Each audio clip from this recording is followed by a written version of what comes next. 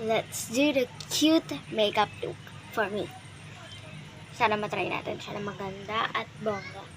So, let's first for my skincare.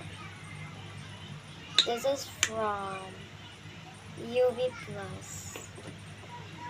So, I love this one because it's so maganda for my skin. And nakaka-help talaga siya sa skin ko, babe. Lalo na sa mga bata. Diba?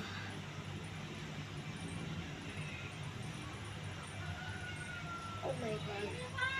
Kalimutan ko mag-headbands. So,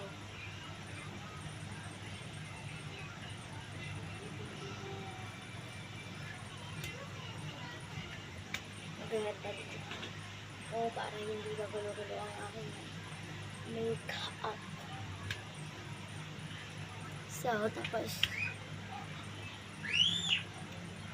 alam niyo ba mga bakla, kung ano mga ginagawa ko sa ganap ko sa buhay.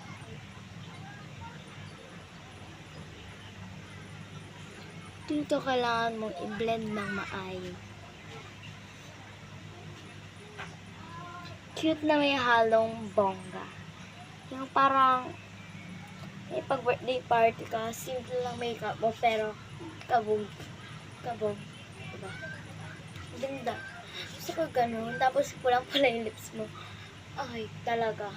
Maganda talaga. Ano ba ito yung hinsang egg?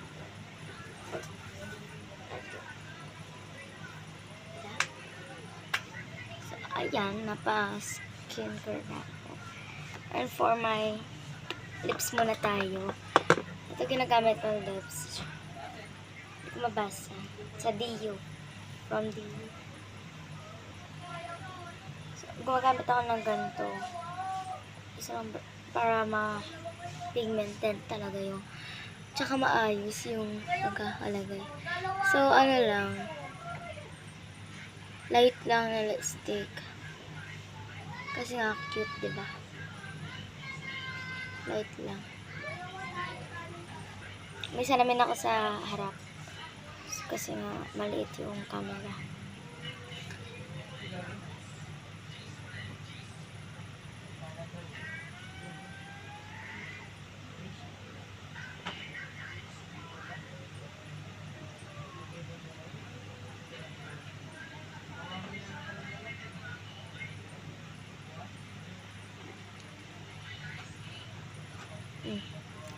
Look at that shape.